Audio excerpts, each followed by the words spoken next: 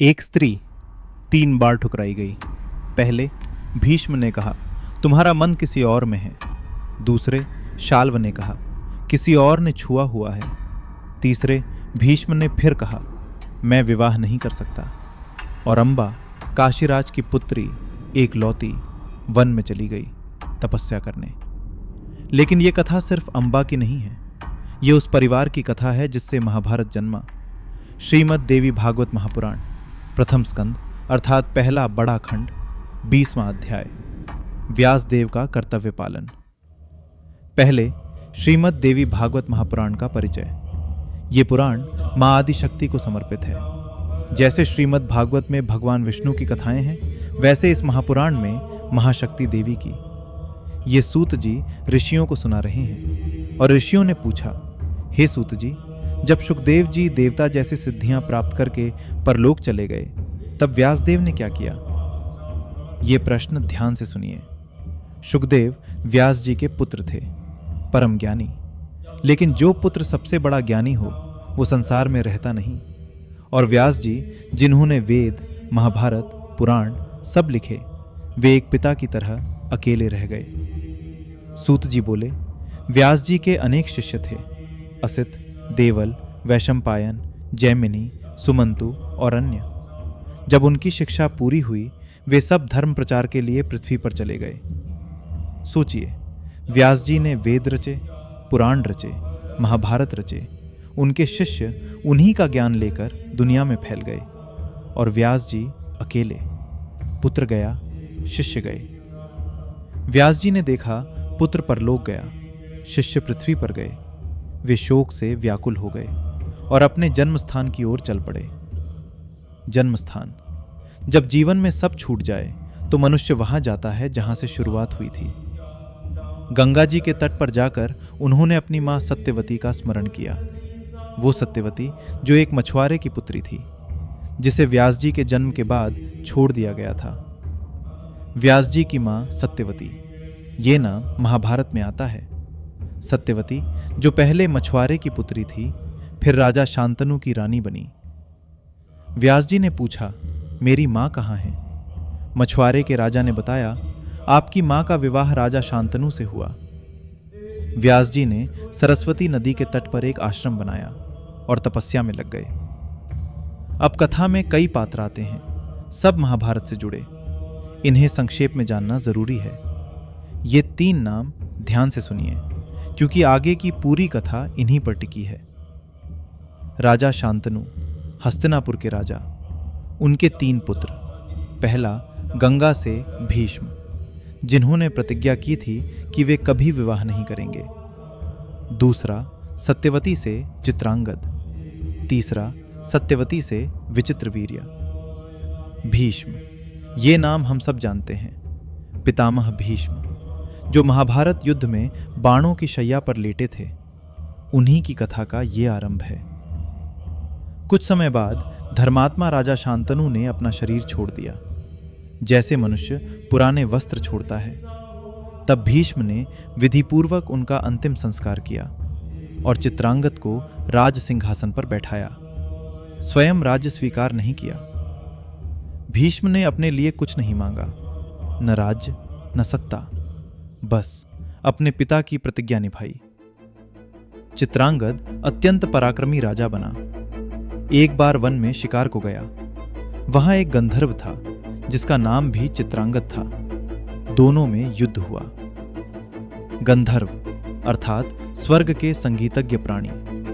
लेकिन ये गंधर्व योद्धा था। कुरुक्षेत्र के पवित्र और विशाल क्षेत्र में 3 वर्षों तक दोनों में भीषण युद्ध हुआ और अंत में चित्रांगद गंधर्व के हाथों वीर गति को प्राप्त हुए, अर्थात युद्ध भूमि में वीर की भांति प्राण दिए। 3 वर्ष का युद्ध और अंत में राजा की मृत्यु। भीष्म ने समाचार सुना, शोक किया और विचित्रवीर्य को राज सिंहासन पर बैठाया।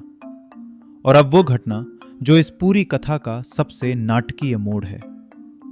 काशीराज ने अपनी 3 पुत्रियों के विवाह के लिए स्वयंवर का आयोजन किया। हजारों राजा और राजकुमार निमंत्रित थे। स्वयंवर अर्थात वो आयोजन जहां कन्या स्वयं अपना वर चुनती है। 3 कन्याएं अंबा, अंबिका, अंबालिका। उस समय महातेजस्वी भीष्म अकेले अपने रथ पर सवार होकर वहां गए। समस्त पैदल सेना और अश्वसेना को एकल युद्ध में हरा दिया और तीनों कन्याओं को बलपूर्वक हस्तिनापुर ले आए। भीष्म अकेले हजारों राजाओं को हरा दिया, ये उनकी शक्ति थी। लेकिन इसी एक निर्णय ने एक स्त्री का जीवन बर्बाद कर दिया। भीष्म ने तीनों से माताओं जैसा, बहनों जैसा व्यवहार किया और सत्यवती को सब बताया। विचित्रवीर्य के विवाह की तैयारी हुई और तभी बड़ी पुत्री अंबा आगे आई। अंबा ने भीष्म से कहा, हे गंगा पुत्र, हे कुरुश्रेष्ठ, आप धर्म के सर्वश्रेष्ठ ज्ञाता हैं। स्वयंवर में मैंने मन से शाल्व को वरण किया था और उन्होंने भी मुझे प्रेम पूर्वक देखा था। अब आप धर्म के अनुसार जो उचित हो वही करें। अंबा का ये वचन बहुत साहसी था। एक स्त्री भीष्म जैसे महावीर के सामने सच बोल रही है।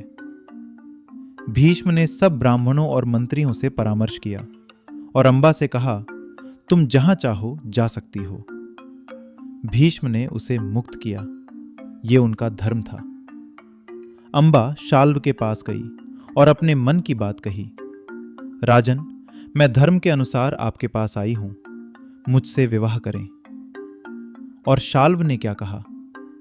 शाल्व बोला, सुंदरी, जब भीष्म तुम्हें मेरे सामने से उठाकर अपने रथ पर ले गया तब मैं तुमसे विवाह नहीं करूंगा। कौन बुद्धिमान व्यक्ति किसी दूसरे के द्वारा स्पर्श की गई स्त्री से विवाह करेगा? अंबा के लिए यह वज्रपात था। शाल्व का यह तर्क उसकी सोच की सीमा थी। अंबा का कोई दोष नहीं था। वो तो स्वयं भीष्म द्वारा उठाई गई थी, अपनी इच्छा से नहीं। फिर भी उसे दोषी माना गया। अंबा रो पड़ी, लेकिन शाल्व ने उसे छोड़ दिया। कोई रास्ता न देखकर वो भीष्म के पास वापस आई, रोती हुई, और बोली, शाल्व ने मुझे अस्वीकार कर दिया। अब आप धर्म देखते हुए मुझसे विवाह करें, नहीं तो मैं अपना जीवन समाप्त कर लूंगी। भीष्म ने कहा, सुंदरी, जब तुम्हारा मन किसी और में है तो मैं तुम्हें कैसे स्वीकार करूं? तुम अपने पिता के घर चली जाओ। 3 बार भीष्म ने पहले उठाया, शाल्व ने ठुकराया, भीष्म ने फिर ठुकराया। अंबा शर्म के कारण अपने पिता के घर नहीं गई, वन में चली गई। एक एकांत तीर्थ में तपस्या करने लगी। ये इस अध्याय में नहीं, लेकिन महाभारत की कथा बताती है कि यही अंबा अगले जन्म में शिखंडी बनकर भीष्म की मृत्यु का कारण बनी। लेकिन वो अगले अध्यायों की कथा है। अभी अंबा वन में अकेली है, तपस्या में, एक अन्याय के विरुद्ध अकेले लड़ती हुई। अंबिका और अंबालिका विचित्रवीर्य की पत्नियां बनी। विचित्रवीर्य ने 9 वर्ष महल और उद्यानों में सुख भोगा और फिर क्षय रोग से उनकी मृत्यु हो गई। क्षय अर्थात वो दीर्घकालिक रोग जो धीरे धीरे शरीर को खोखला कर देता है। 9 वर्ष में एक राजा चला गया। सत्यवती पुत्र की मृत्यु सुनकर अत्यंत दुखी हुई। अंतिम संस्कार हुआ और अब वो सबसे कठिन क्षण। सत्यवती ने एकांत में भीष्म से कहा, हे पुत्र, अब तुम अपने पिता का राज्य संभालो और अपने भाई की पत्नियों से पुत्र उत्पन्न करो ताकि ये वंश समाप्त न हो। भीष्म बोले, मां, क्या आपने मेरी प्रतिज्ञा नहीं सुनी? मैं न विवाह करूंगा न राज्य स्वीकार करूंगा।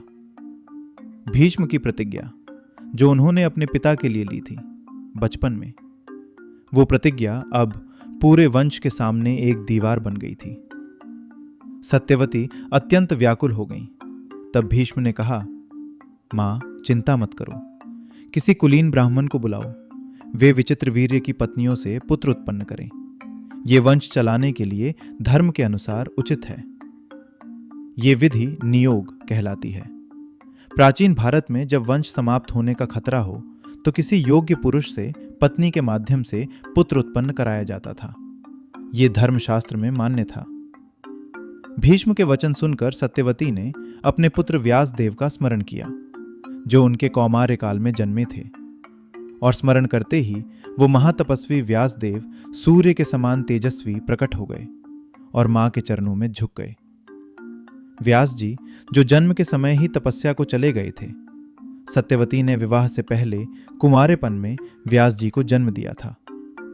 मां ने सोचा और वे आ गए। यही संतान का धर्म है।